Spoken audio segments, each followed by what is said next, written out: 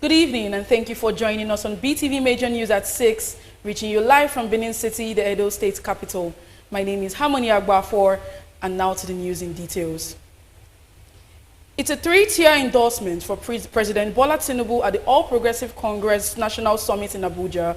In a significant show of unity, members of the National Assembly, 22 APC governors, and prominent leaders of the All Progressive Congress have officially endorsed President Bola Tinubu as the party's sole candidate for the 2027 presidential election. The event began with a chant of enthusiastic supporters and party leaders who lauded President Tinubu's leadership. I hereby affirm the various endorsements and declare President Bola Ahmed Tinubu political backing.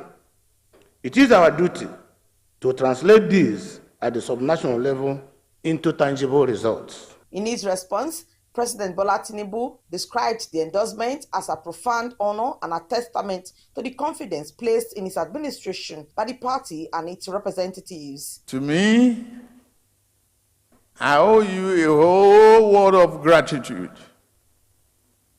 The endorsement today, the carry-go inspiration,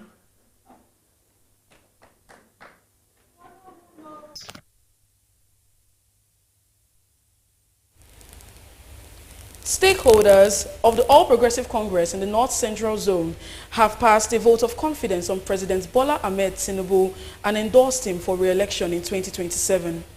To sustain his reforms, they took the decision in a communication after their expanded emergency meeting in Abuja, attended by governors Hyacinth Aliyah of Benue, Mohammed Umar Bago of Niger, Abdullahi Sule of Nasarawa, Usman Ododo of Kogi, and Abdurrahman Abdurrasak of Kwara State. Governor Abdurrasak read the communique signed by the 5 governors and the secretary to the government of the Federation, George Akume, also passed a vote of confidence of the national leadership of the APC.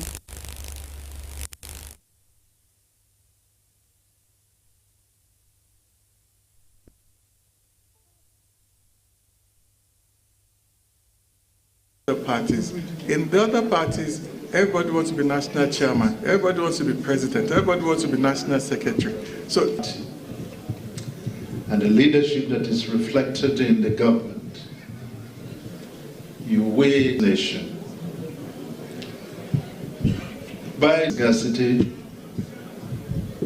through a display of governmental wonders, through exhibition of initiative and in order to do that, it's a two-way. The Safety Commission (FRSC) was also placed under legislative scrutiny following a motion by Honorable Afam Ugene demanding accountability on the revenue generated from the issuance of driver's licenses nationwide. Observes that the Federal Road Safety Commission is alleged to use its information processing center to sideline and shortchange the state's boards of internal revenue. Meanwhile, the House has considered the report of its Committee on Population regarding a bill to repeal the National Identity Management Commission (NIMC) Act of 2007 and enact a new law establishing the National Identity Database and National Identity Management Commission. Belumi Mokoro reporting for BeeTv News.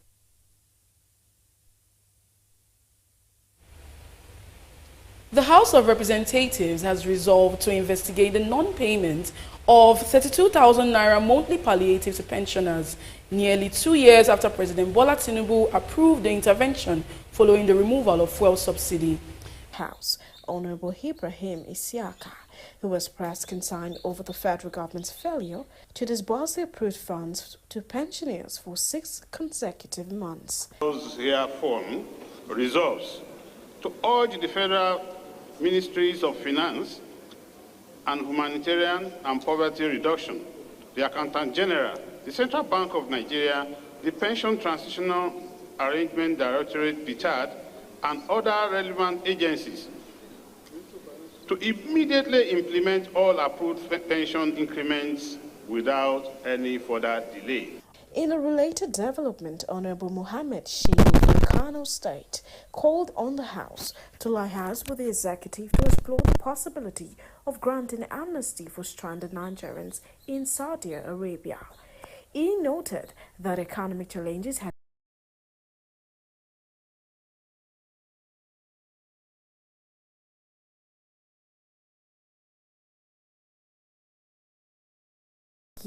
reporting for BeeTv News.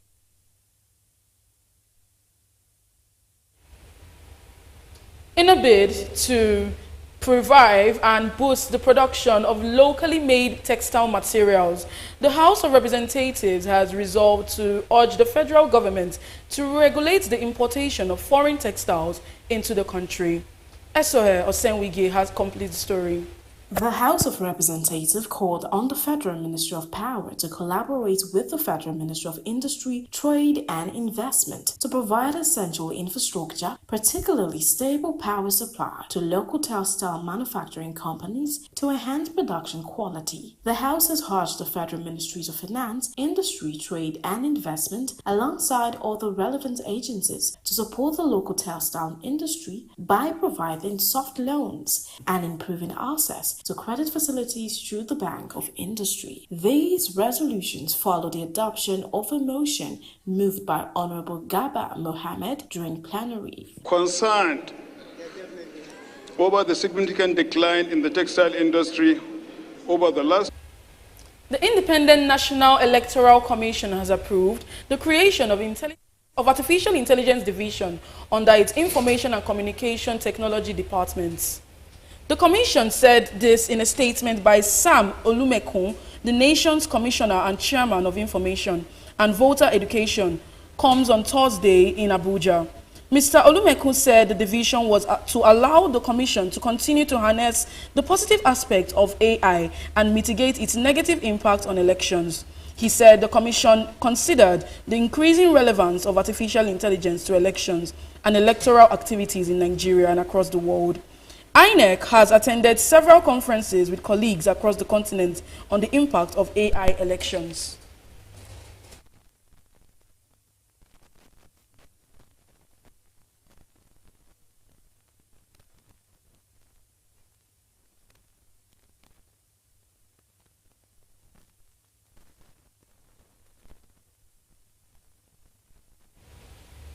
The Ondo State government has embarked on special intervention to tackle flooding in many parts of Akure. Two excavators have been deployed by the state government to Akure Metropolis to ensure the state is flood-free. The report. This is a fresh effort by the Ondo State government to tackle flooding in Akure and surrounding communities. As part of intervention, waterways are being cleared to prevent flooding and protect lives and properties. This time, residents of Ajipowo along Ondo Road in Akure South Local Government area are the latest to benefit from the initiative. Chairman of Akure South Local Government, Benga Fashua, who supervised the exercise, said the move is essential to ensure parts of Akure are safeguarded from flooding. He praised the state government for proactive steps and assured that no flood-prone area would be neglected. Mr. Fashua also cautioned residents against indiscriminate dumping of refuse in waterways. We feel there's a need for us to do not what is called prevention, but a curative attention. This was the reason why we say we want to mention unto us. We are extremely grateful to the Executive Governor of Ondo State. We are those of us living around this place. Wherever there's rain or we see that the weather is cloudy, the next is to abandon whatever you are doing and be rushing because of the overflow flooding of this bridge. Although Akure is not part of the communities that have been affected by flooding as predicted, but the authorities are doing this to ensure that they prevent any form of flooding in the communities. Harmony Agba for reporting for BeeTv News. Reinforcing its relationship with Nigeria by supporting its efforts to combat preventable blindness, Saudi Arabia, through its CAS Relief Foundation, offered free eye treatment to thousands of residents in Lagos. The reports. Global medical aid has continued to decline, remaining below pre-pandemic levels among major donors. This setback has slowed progress in reducing preventable death and further strained already fragile health systems, particularly across Africa. Now, countries like the Kingdom of Saudi Arabia are stepping in to fill the void. The kingdom has extended its ophthalmic volunteer program to Nigeria, starting in Yobe State and now reaching Lagos. At Bagada General Hospital in Lagos State, beneficiaries received comprehensive eye care services, including diagnostic screening, cataract surgeries and with intraocular lens implants, and distribution of prescription eyeglasses, amongst others. From one of my jama told me that about 2 weeks, told me that somebody shared emotional accounts of their struggle with cataracts, describing the pain and loss of vision, saving and transformative. Some people go blind because of this thing, but because of this people, this body that now came and was doing it free of charge for people, they are touching people's life, and I pray that God will bless them. As government funding and spending on health continues to decrease and decline globally, it is initiating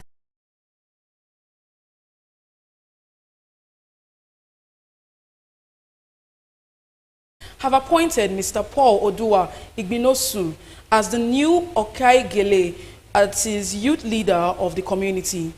Mr. Oduwa's appointment was alongside the appointment of Mr. Victor Aigbe as the vice Okai Gele, while Mr. Austin Ibinovia will serve as the General Secretary of the enhanced collaboration with traditional authorities for peace and development.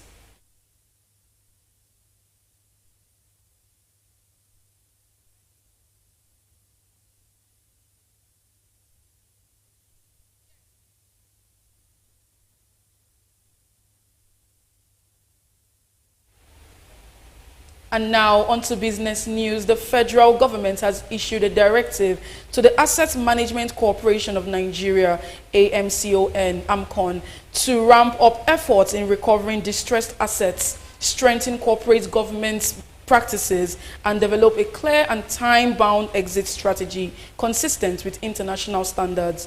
BeeTv News' Pelumi Mukoro has details of this and more from the business world.